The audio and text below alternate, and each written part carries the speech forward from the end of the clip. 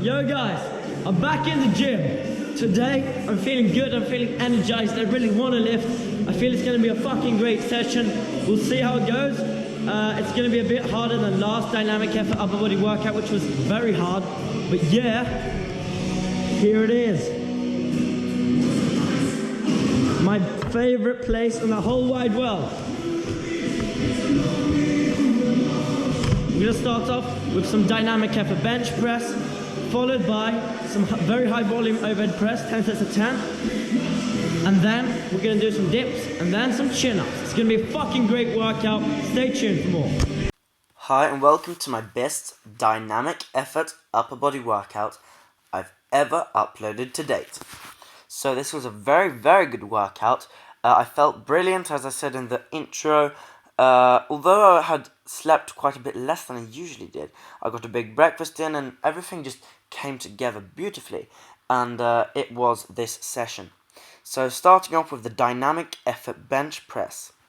I'm doing it with a pause, and it's 5 sets of 5 with 75% of my 1 rep max, which is 57.5 kilograms. Or if you would take the exact percentage, it would be like 58.1 or something, but 57.5 is close enough. Now, as you can see here, even if I'm fatigued, I'm moving the bar as fast as possible, on every rep, maximum speed. This builds explosiveness and it recruits more muscle fibers, and therefore has the potential to build more muscle with a bit less reps and a bit less volume. So, mainly a bit less weight, because here's the thing, you're using lighter weights than you're using with regular stuff, right? But the thing is, you're moving the weight so fast to make up for it. And that's why I'm doing the free wave 70, 75, 80%. 70 isn't that challenging when you're just doing it slow, but when you're doing it as fast as you can see here, this is 75, it's still challenging. And next week it's 80%, and that's more kind of the percentage you use for a standard 5 sets of 5. But by that point, I would have built so much strength, so it wouldn't really be 80% anymore. And as you all know, the bench press is the biggest priority right now in my entire training regimen, and pressing in general, but especially the bench press. Like, it needs to go up, and it's not only an ego movement with other guys, it's also because I have a very specific goal in mind. I want to hit 100 kilos by the end of this year, or before that point. 5 sets done. Alright guys, now we're going to do a 10 sets of 10 overhead press at 55%. Listen to this.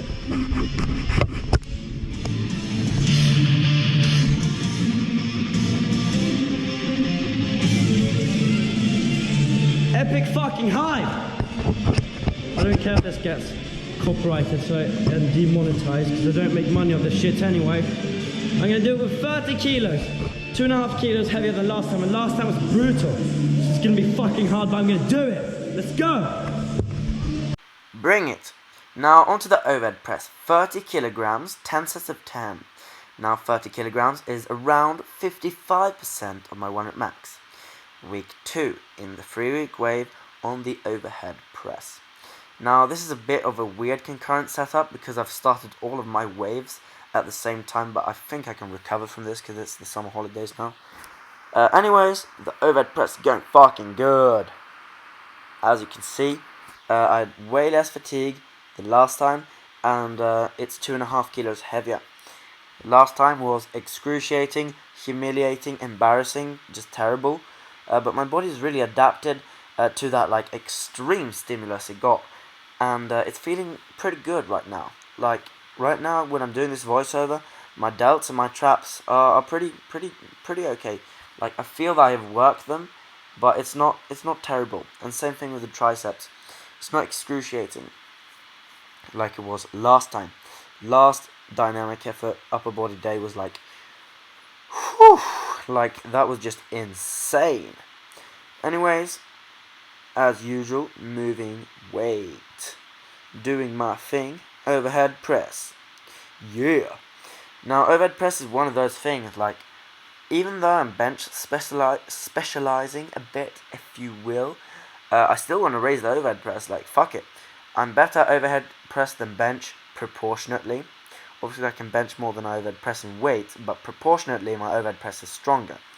But that doesn't really matter. I'm still going to try to raise my overhead press. Not because I think it's going to have a lot of carryover to my bench, but simply for the sake of raising the overhead press. I do not want to lose this performance. I want to gain performance.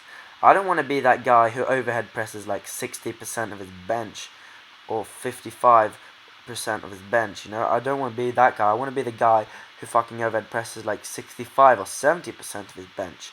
Even if it's a bit imbalanced and everything, like overhead press is really important to me, and that's because you know, I want to be able to do handstand push-ups and stuff when I'm heavier. And also I believe it's really important for like your whole yoke, as Alpha Destiny would call it. Not that I'm really into that stuff, but basically like your traps, your delts, like all of this stuff like gets thickened up and makes you look big and thick and manly. Yeah. That's what we want. We don't just want to be strong, we want to look good. Yeah, I failed the racking there, which was pretty stupid, because I had moved the rack a bit. But then I removed the rack for the next set, so that it was more even, so that I do not have to make that mistake again.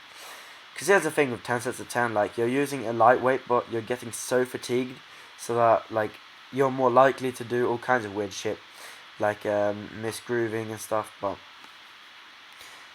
at the end of the day, like, this is 100 times 30.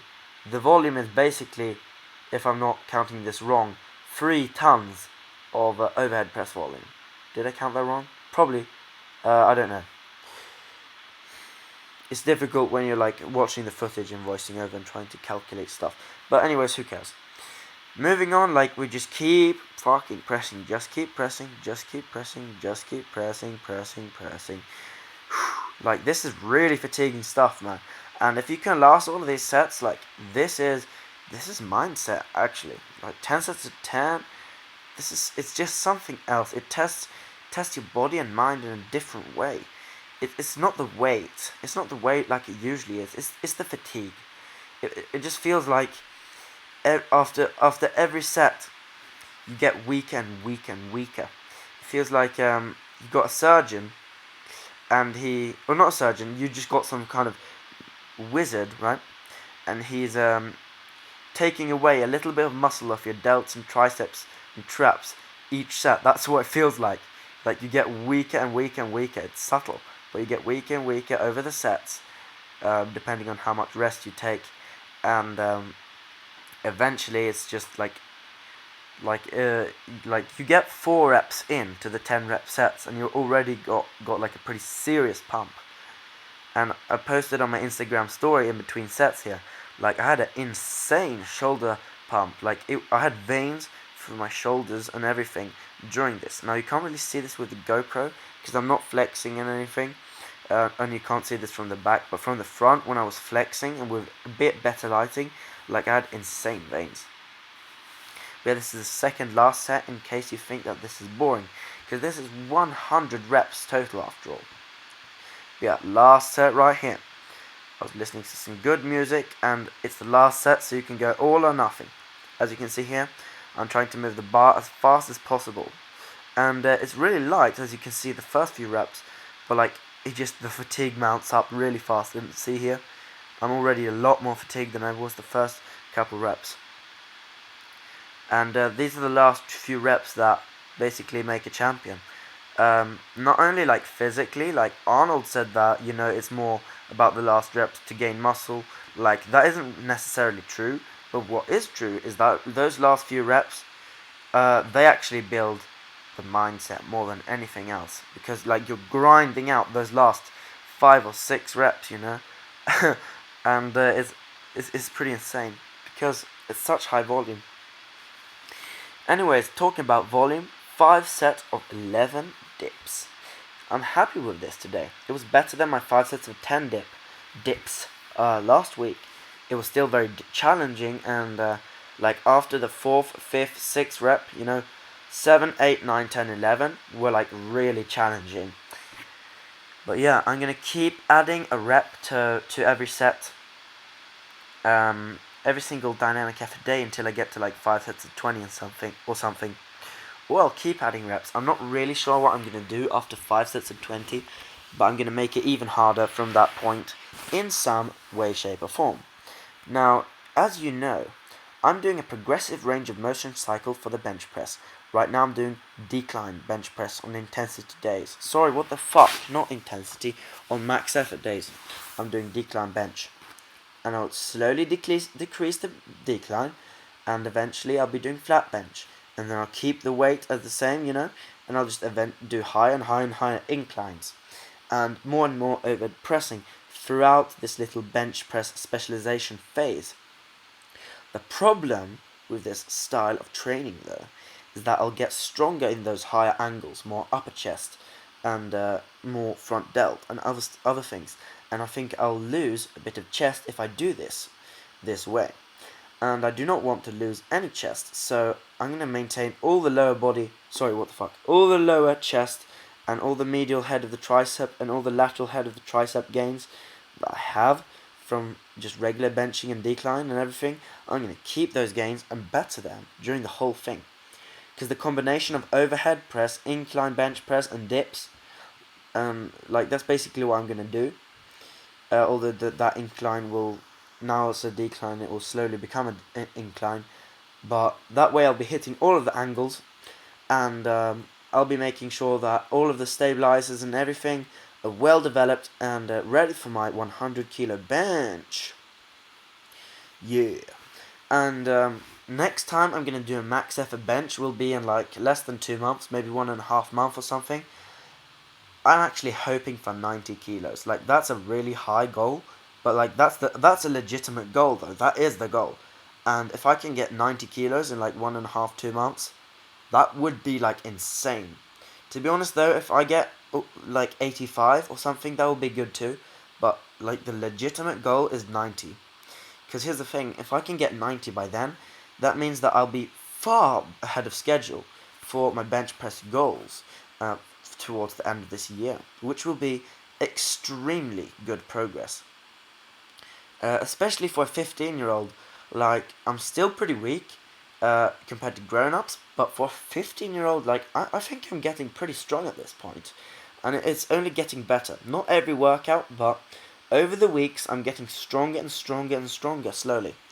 And of course, my body's developing. I'm getting taller, thicker, wider by myself without even training. My hormones are getting better and better, obviously, you know. I'm growing. I'm becoming an adult. It's slowly but surely, just like the training. But, like, puberty is really synergistic with training. And, like, I'm really happy that I'm training now as a teenager. Because training at like 12, 13 years of age, I remember it, like, it brought very little results in comparison. But yeah, I'm upping the diet, upping the sleep, getting in nice quality nutrition. Obviously not like bodybuilder quality, but good, like, proteins, fats, carbs. I'm getting my micros in, making sure that I have all the tools that I need to get these gains, basically. Like, man, this is such a long video now, like, looking at this. This is the last set of dips, by the way. As you can see, it's pretty challenging, and I'm screaming. But that doesn't matter, because I got all of the reps. I think this is the last rep. Like, I wasn't sure if I would get it, but I'm like, I need to get it. So I'm just adjusting the grip and cheating a bit. And then here it comes. So that was a pretty hard dip. And the triceps and everything, and the chest and front delts are pretty fucking fried after first bench press, then overhead press, and then weighted dips. So that's pretty insane. Now, moving on. 5 sets of 5 chin-ups with 12.5 kilograms. 2.5 kilos heavier than last week. And it felt 2.5 kilos heavier. I'm not gonna lie, this was a significant amount more challenging than last week. And next week the goal is to do this with 15 kilograms. And at that point my chin-up should be pretty strong, because I have set a short-term goal for myself.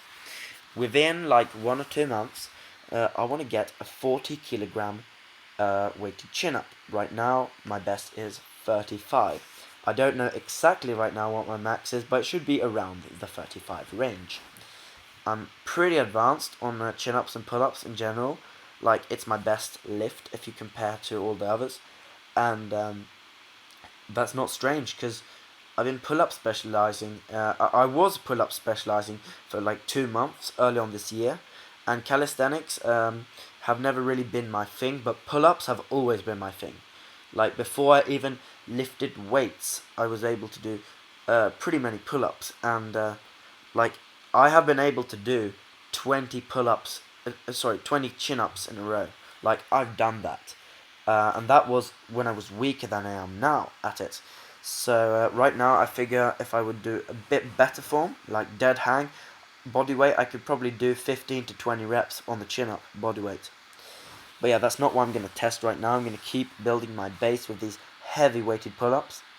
And when I get up to like a 17.5 or maybe even a 20 kilo 5x5 on the weighted chin-up, I'm going to move on to 6x6, then 7x7, 8x8, 9x9, 10x10. Like, if I can do a weighted 10x10 weighted chin-up, like, that is a really good lifetime goal for most people, but I think I can get that before I turn 18. I think I can certainly do that. Now, band face pulls. Because I do so much pressing right now in my program, I need something to hit my rear delt extra hard. Although chin-ups do hit the rear delts, these band face pulls are very valuable, and they also hit the mid and lower traps and upper traps, side delts as well, and rotator cuffs. So like, these are very good for your shoulder health, especially if you're doing a very pressing heavy program. So try give them a shot. And thanks so much for watching this amazing workout. I'm hoping to deliver a nice max effort, lower body workout and upper body workout, and everything else next week. I'll see you guys soon.